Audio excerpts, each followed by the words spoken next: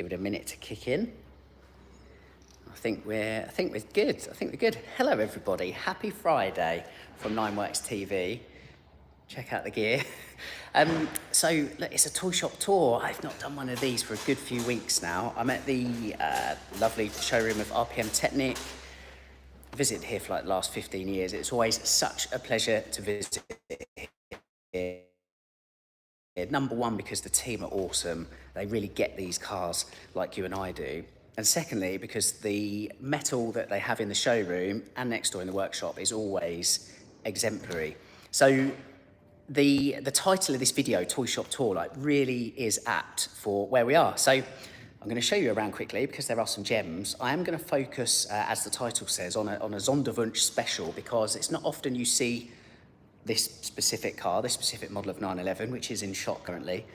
And yeah, I think it's worth highlighting about because we've not really covered it on the channel, but the guys here at RPM Technic have one in stock. It is for sale and it has got 25 miles on the odometer. So it's pretty special all round. But in any case, I'll get rid of me and show you some cars first of all, because it's always worth it, as I said.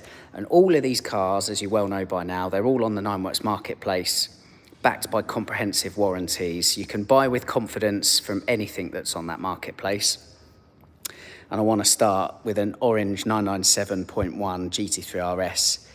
This for me is the car of 2025 because it's the year I've really fallen for these. I really do hope there's one of these in my future. I think they're so cheap currently, I can't fathom that they'll ever stay sitting around the 135 mark. They're sort of, you know, there or thereabouts really. I've seen them cheaper with more senior miles on. But yeah, for me, it's just such a perfect, beautiful analog machine. This is way before the time of like centre locks on Porsche Rennsports. And that still looks every inch the part, I think. Hard to believe it's nearly 20 years old. So that is beautiful. RPM also have another Gen 1 997 in stock that's the flip reverse of this, so black with orange decals. The car next to it needs no introduction, does it? Designed by Tony Hatter, the Carrera GT. Not sure if you've heard of it. These, yeah, we've just had such a good chat with the guys at RPM here because this seems to be like a spiritual home for them in the UK, and the guys have had a number of them in the workshop of late, and a number of them having the KW twin axle lift kit on, which says to me that these people are using them and driving them, which is excellent and mighty deserved. Fine thing. And we will have a quick look inside. I just think these cars are just automotive art, aren't they? Wooden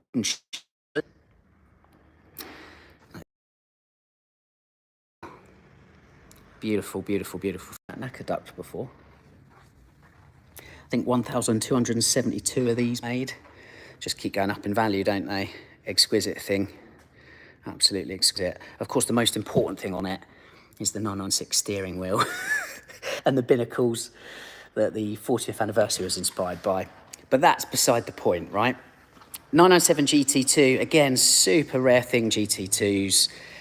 You just don't really see them, do you? 996 and 997 specifically, just absolute weapons. I did a video comparing the 996 and 7 on this channel previously. It's well worth checking out because they're just guided rocket ships.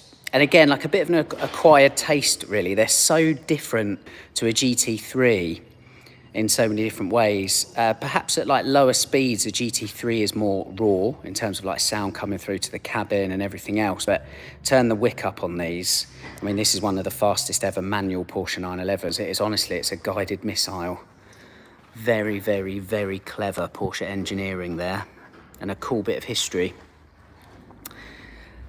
We've got a 996 Turbo S cab over there. It's another rare beast, Metzger engined. These cars, as I've covered previously, come with the ceramics as standard. That was like the first 911 to have ceramics as standard, actually. And again, as I've covered on the channel previously, what a great place to sit. A beautiful, affluent, exquisite daily, I would say. Then this looks very similar to the RS I took around the Alps last year, doesn't it? It's not the same. This one is, I believe, Miami blue. Correct me if I'm wrong. And I remember RPM had this in probably just over a year ago. So someone has enjoyed it for the last year or so and it's back in again. I think it looks amazing. And it's funny, these cars, price-wise, sit super close to these now. They're very different in video, actually. You've got, your analog manual, and then you've got something that on track in the 991 is way more superior. And a hell of a lot faster. PDK only, rear axle steering. There's a lot more tech attributed to this. It's a very different drive. This has some really nice accents on the inside. I'm quite a fan of that. Includes the cage as well, with the belts matching the brakes. So really nicely crafted and refined GT3 Rennsport there. So yeah, take a look on the 9 Marketplace or the RPM Technic website for that. Anyway, this is what I'd like to talk about, these two cars. I mean, when's the last time you saw a speedster, let alone two of them sitting next to each other? And what a beautiful synergy, what a beautiful pairing for a sunny Friday afternoon. Two 911 speedsters, two wide bodies, both finished in white. And there is a synergy between the two of them. As you'll know, the speedster was the 3.2 speedster. It was the first 911 speedster, first time Porsche had revived the speedster silhouette since the 356. It was made for one model year only, 1989. Hence, they are all fitted with a G50 gearbox where reverse is left and up rather than right and down. And it was just a bit of a swan song, really, to the G model 911. Unique windscreen profile and double bubble tonneau cover, as you can see. So yeah, so as we know, the 964 was ushered in, well, it was overlapped with this. So this is the, it's the only wide-bodied flatback G model. And yeah, I think the speedster, it's fair to say, is a fitting last hurrah to the G model. In the same way, many years later, the 997 speedster waved off the 997 generation, really. That's right. So the big difference is, so whilst this kind of represents the last of the line before the 911 platform changed with the 991, it's also a first, this car, because it gave rise to the rebirth, really, of Sonderwunsch, Porsche's special wishes department, which was headed up, or still is today, by Boris Appenbrink. And then 356 Speedster was launched alongside the 997 Sport Classic, and those cars were the poster cars for the rebirth of Sonderwunsch, which, as we all know today, is a big cog in the Porsche machine. And Special Wishes was massive in the 80s at Porsche, if you think of like flat-nose 911s being built as one-offs, and then it all went quiet for 996 generation, certainly. And then, yeah, these cars were Boris Appenbrink's way to relaunch the Special Wishes company, where individualisation's key. And so there are a number of unique touches on this car. It's a special car outright. So double bubble roof, just like the G model. Slightly shorter windscreen.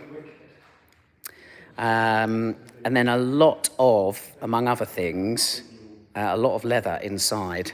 Numbers, production, it's so small. And usually, I think it's on the other side. Let me wander around.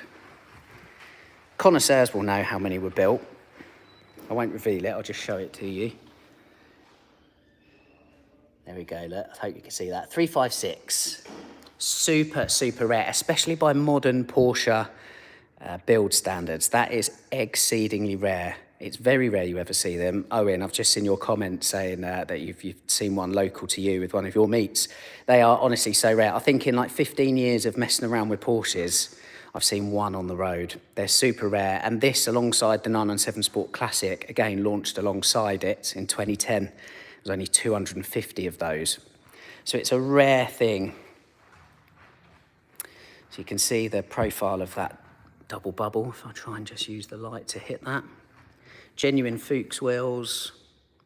And in fairness, the 997 Speedster is very different to any other Speedster, because whereas traditionally the Speedster is about paring back, the 997, being a Sonderwunsch car, was adding things, and that's why they all come with PDK transmission, power kit producing 408 horsepower, And then again, you know, like just leather for days. Look, and I'm going to show you some of the touches there. Leather back seats, pull handles in leather, the vents, there's stitching in the vents. I'm not going to get in this car because look at that for well, I say mileage, that's kilometres, 54 Ks. It's around 25, 30 odd miles. So I won't sit in the car out of respect for whoever's going to buy it next. It should be their privilege. So again, look, you've got this beautiful contrast stitching. There are so many Easter eggs all over this car, and actually Greg at RPM has done a super video on RPM Technic's Instagram page highlighting them all. It's well worth a look. Even look at that stitching on the side of the dash. Everywhere you look, beautifully handcrafted. It's a properly wonderful thing. But again, where this car is time warp really, and a bit of a museum piece in regards to the mileage, even down here with the kick plates, look, it's all sealed, completely scuff free. So this is box fresh, and we reserve that term to not roll it out too often. I believe even the tyres are from launch, but again, they're just used for standing the car on really. So yeah, look, I just thought it'd be a really cool thing to show you, the 997 Speedster. It's so rare to ever see one. It's a unique part of Porsche history. The last of the 997 generation, a fitting final hurrah to it really. And, but also, yeah, the rebirth of what we know today as Special Wishes, Sonderwunsch. And again, absolutely beautiful to see it alongside another 911 Speedster in white and wide-bodied, and both available via RPM Technic. So that's it. Hope you enjoyed that. Again, thought it'd be of use. You just never see them, so worth taking a look one more time. We've dropped a load of videos on the channel recently. I hope you've been enjoying them. There is a deep dive into the world of over revs, which is always a quirky one for Porsche owners, so that's worth taking a look if you haven't seen it yet. What else have we had? 718 versus 981 Cayman S. Again, one of the most commonly asked questions that people like to know. What's the difference? What's the real world difference? Last week's video was 911 C2S v C4S, so all-wheel drive versus rear-wheel drive. What's the real world difference? We answer that question for you. This Sunday, we've got a cool video where I drive a Cayman GT3 Club Sport, which is a race car only, not road legal usually. I drive it on the public road. It's part of a really cool story. I filmed that video probably a month or so ago, and that car is currently on a boat en route to Mexico. I drove it here in the UK. It's a really cool video. It drops Sunday at 9 o'clock, like all our videos do on 9works TV. I hope you enjoy it. Thanks for joining us for the Toy Shop tour, and we'll see you again soon in another glorious showroom somewhere in the UK.